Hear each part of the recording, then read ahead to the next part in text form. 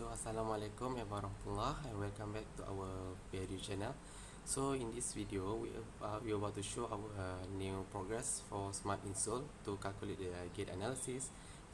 So in this video we would like to review our programming code and make sure first you have to note that this is only works for the blink, not the AQ or um, any graph type. Okay. So let's go to the first slide. Okay, so the first coding that we have to do is to set up the blink and the Wi-Fi. So as you can see, there is like a three section of code. So these three codes you have to actually put it on the top.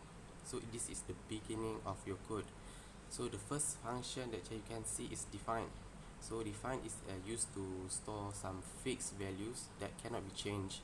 So in this our mini project, the first three line is what we would like to define, which is the blink template ID, the blink template name, and the blink authentication token. These three you can only be equipped at the blink itself. So once you do, you just collect that. Then the next function is include. So include is used to add some libraries for the ASP to work in our mini project. Of course we are use the Wi-Fi, so the ASP can connect to the Wi-Fi. And next the blink simple ESP32, which is to connected the ASP to blink, so it can receive or send or transfer data to the ASP. Next, the last one is char. Char, as the simplest name is the simplest name from the character, which is a data type that you can store data or text. So as you can see, the two lines that show the SSD and pass, which is actually my Wi-Fi name, and the password, so the ASP can connect to my Wi-Fi. Hello and Assalamualaikum to everyone. Now I'm going to present about sensor pin definition and global variables. First, we use define to assign constant name to pin numbers. For example, the FSR sensor is connected to pin 34, the potentiometer to pin 32, and the LM35 temperature sensor to pin 33. Using define makes the coding easy to read and easy to modify later without changing multiple lines. Next, we declare the blink timer object. This timer allows function to run repeatedly at a fixed interval without using delay, which is important to keep the system responsive. Moving on to the global variables, we use the integer data type to store whole number sensor readings, such as the FSR value, potentiometer value, and the threshold level. These values do not require decimal precision. For temperature and force calculations, we use the float data type. This allows us to store decimal value, which is essential for accurate temperature readings in Celsius and force measurement in kilograms. Lastly, we use a string variable to store the system state, such as status messages that can be displayed in the Blink applications. All these variables work together to ensure smooth sensor data processing and real-time monitoring. So this slide explains how sensor data is read from analog sensor using a microcontroller, such as Arduino or ESP32, and how raw data is converted into meaningful value. Second is for the analog read function is used to read analog signal from sensor. It convert the sensor voltage into a digital value using analog to digital converter. Next is the return value depends on ADC resolution. The FSR value read pressure from a force-sensitive resistor FSR, and port value is read position from a potentiometer.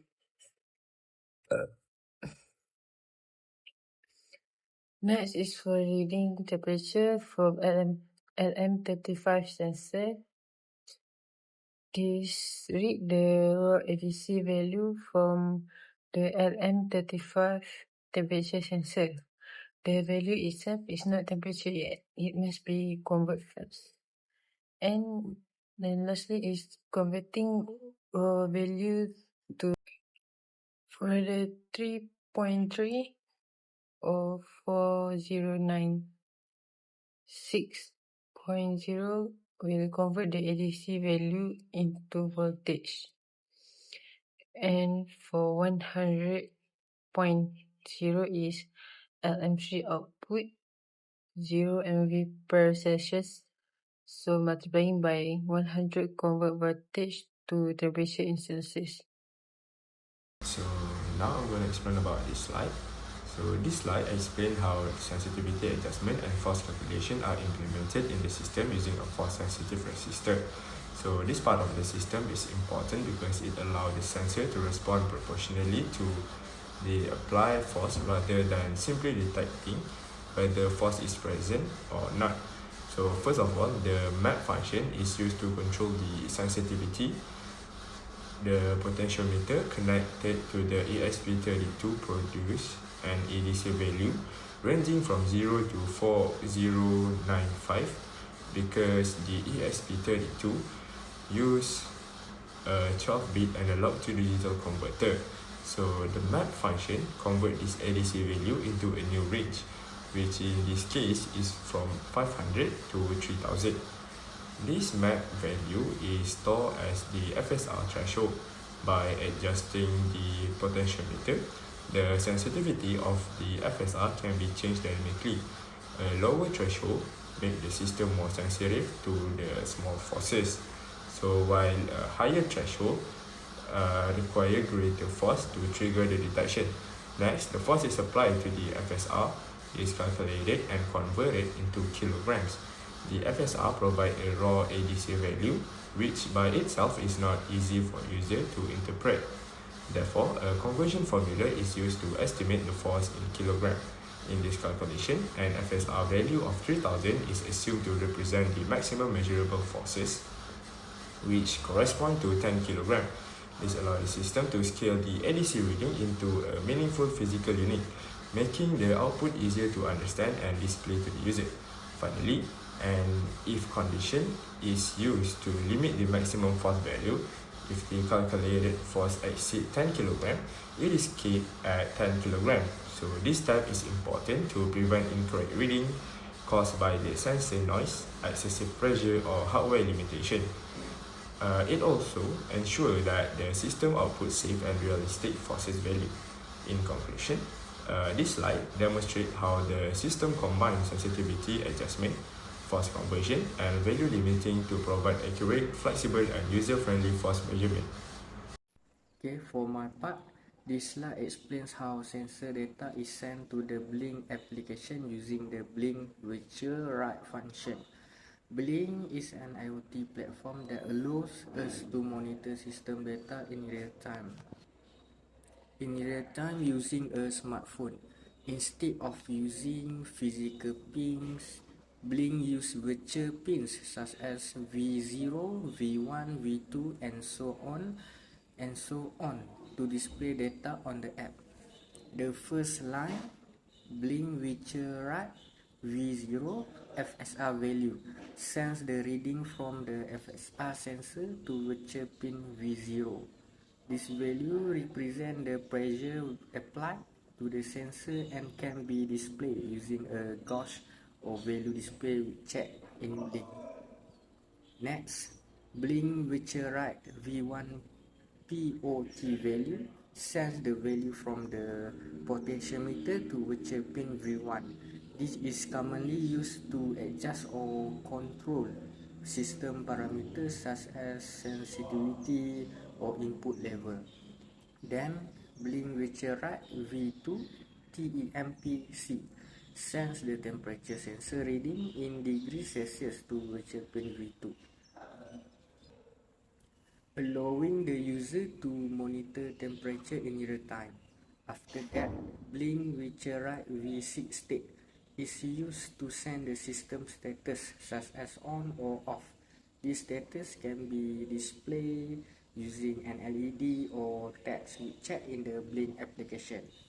Finally, blink virtual write V7 force kg sends the calculate force value in kilograms, which is converted from the FSR sensor data.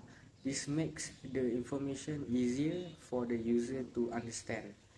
In conclusion, each virtual pin receives data from a different sensor, and all the data is sent to the Blink app for real-time monitoring. This allows the system to be monitored remotely without directly accessing the hardware. Thank you. Assalamualaikum, my name is Muhammad Chris bin Azwan, and I will explain about sending data to Blink. This slide shows how the ESP32 sends sensor data to the Blink application in real time. After the sensor value are read and processed, the function Blink virtual write is used to send the data to the Blink cloud. Each type of data assigned to a specific virtual pin. These virtual pins are connected to the widget in the Blink app, such as display or graph, allowing the data to be visualized instantly. This method allows wireless communication without using physical pins, making the system flexible and easy to monitor remotely. Overall, this part of the code enable real-time data transmission for the ESP32 to the user interface. So I think that's all for me. Thank you. Okay. Assalamualaikum. Next, setup, log and system flow. First, setup runs once and start to initialize things. First, serial begins. To start serial communications for debugging.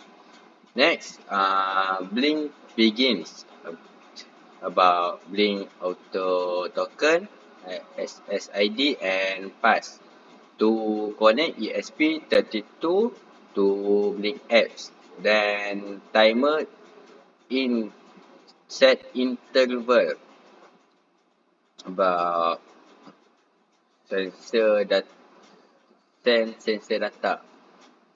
to call sensor data every 1 second. Then for log to run repeatedly after setup. First to about Blink runs to keep Blink apps connected and responsive. Then about timer runs to check if timer need to call any function.